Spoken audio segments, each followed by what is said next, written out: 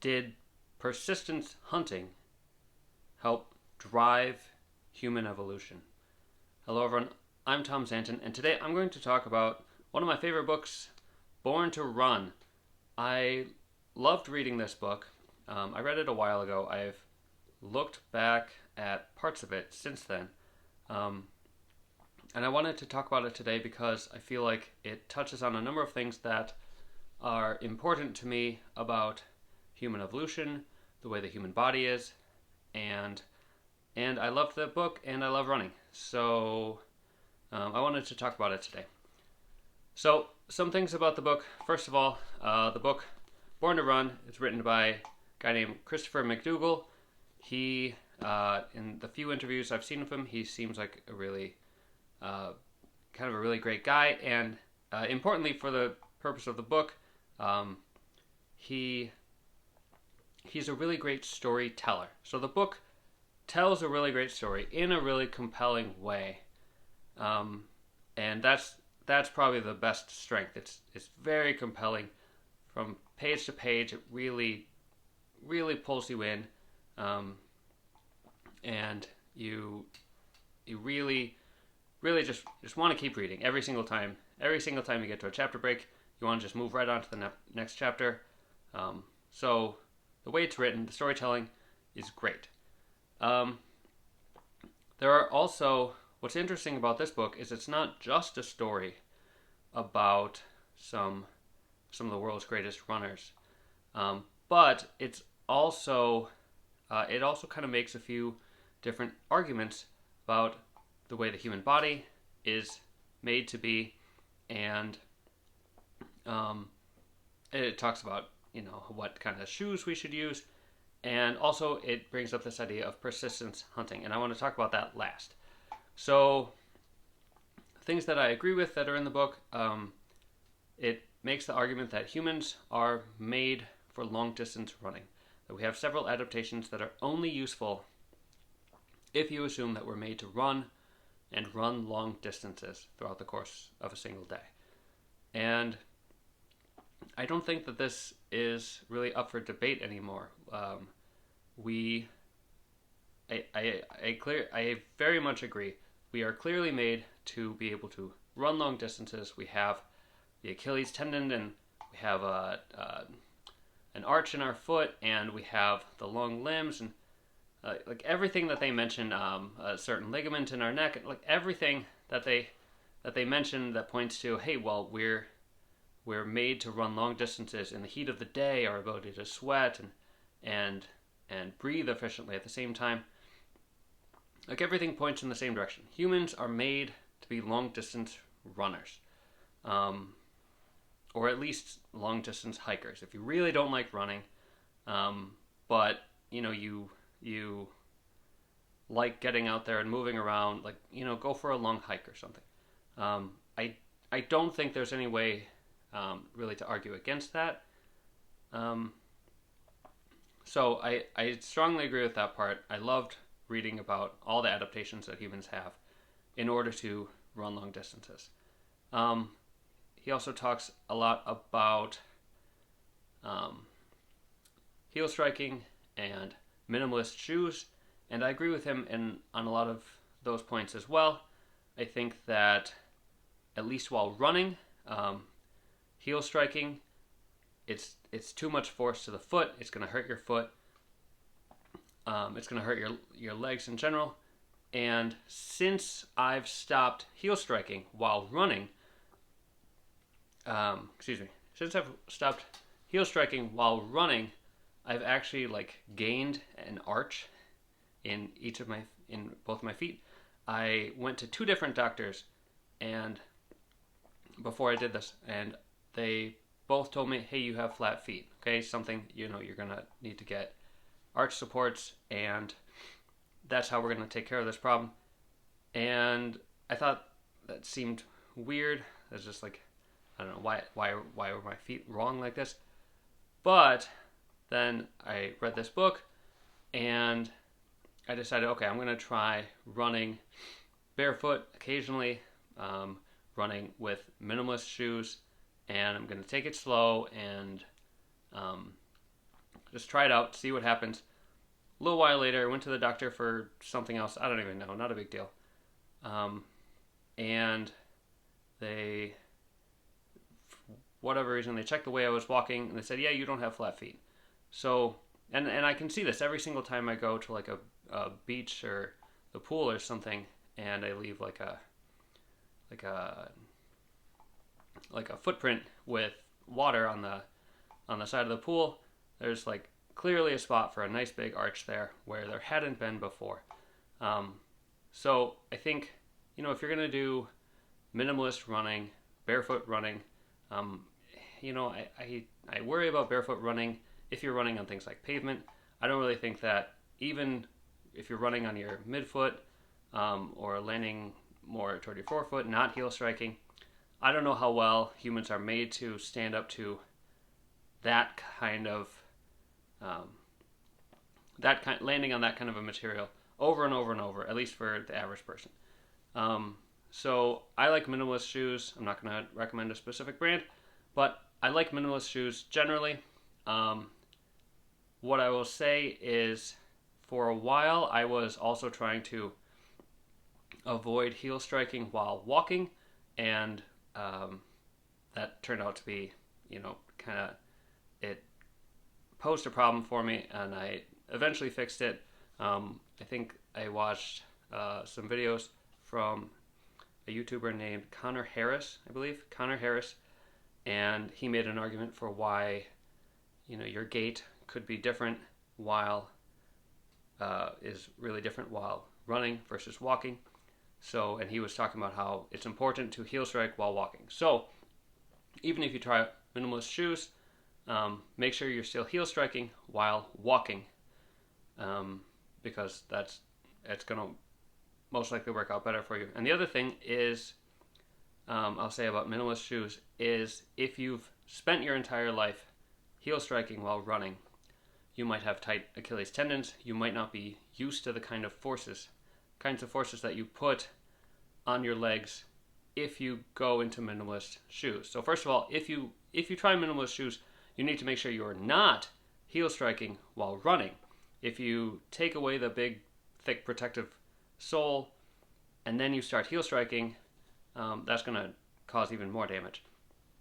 So if you try minimalist shoes, make sure you're still heel striking while walking. Don't heel strike while running, and go slowly into it. You might need time to adapt. So those are some of the main things I wanted to talk about before getting into persistence hunting. Now, in this book, Born to Run, he talks a lot about persistence hunting as an idea to why humans would have been adapted for long distance running. Like I said, I agree, humans are adapted for long distance running. I disagree with this idea that humans are adapted for long distance running in order to chase down other animals and have them get exhausted in the middle of the day and fall over and die, and then you like spear them, and then that's how humans became the way we are. I don't think that's what happened. I see there have been some examples of people who have been able to do persistence hunts in modern times. To me, that's the equivalent of, there's a common metaphor that people use in evolution, talking about evolution, saying, well, the nose is adapted for glasses. Glasses fit perfectly on the nose, so they're adapted. So the nose was specifically made to hold up glasses, rather than the other way around, co-opting the shape of the nose in order to make glasses the way they are. I think that people can go on persistence hunts today because we had such a long time where we were being driven evolutionarily toward being able to run longer distances. I don't think persistence hunts were what drove the ability to run long distances. I think it's something that came out of it later.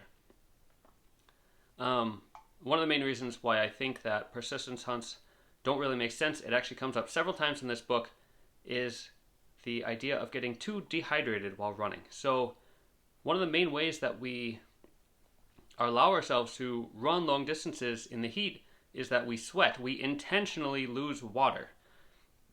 And this is interesting because it's something that not a lot of other animals do, and pretty much no animals do to the extent that we do it. Or, I don't. To the extent that we do it, there aren't maybe no animals or very few animals that can sweat and cool themselves down the way that we can. But compared to other hot environment mammals like camels or goats, we actually can't lose nearly as much of our water before becoming dehydrated or hypohydrated. And that seems weird to me, that we would intentionally run around long distances, intentionally lose our water, lose our water stores, just to not be able to handle not having as much water, as well as other hot, dry environment mammals. And I think this point is actually made pretty well in the book, unintentionally, when he talks about 4 different people who almost die of dehydration while running long distances, including the author himself. And that's actually not including a guy who resorted to drinking his own urine several times and talking about just how disgusting it was, never again. That's not including that guy. That would be like a 5th guy who like could have died of dehydration. None of them did, thankfully. But they ran these long distances and then they almost died of dehydration. I think that kind of works against the point that they're trying to make about how successful persistence hunts would have been. It definitely doesn't make it seem like it would have been such a successful strategy that it would have drove us to outcompeting other animals, taking over the world. I don't really see it as being something that would have made sense for us to do all the time. And if we didn't do it all the time, then why would it have driven us to become such good long distance runners? So I think a better alternative, because like I said, I do agree that humans are made to run long distances in the heat, and I disagree with the idea that we're made to do persistence hunts. So for me to say that, I do need some sort of alternative explanation, right? I can't just say, well, we're made to run long distances, but we're not made to do persistence hunting. So I need some explanation then for why I think we're made for long distances. And if you have watched any of my videos before, you know that I think it has something to do with root vegetables. The thing about root vegetables, one of the main things about root vegetables is that they survive wildfires. They can survive cold seasons and dry seasons and even after wildfires. And I think the wildfire part is really interesting because wildfires send up signals that you can follow.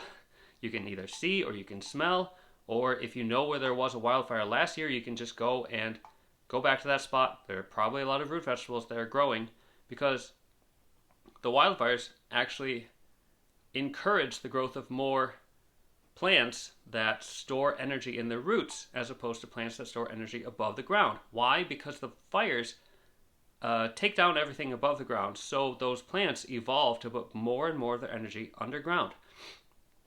So I think it makes more sense to say that we are evolved to run long distances because we were chasing after burned habitats, things that aren't actually going to run away from us.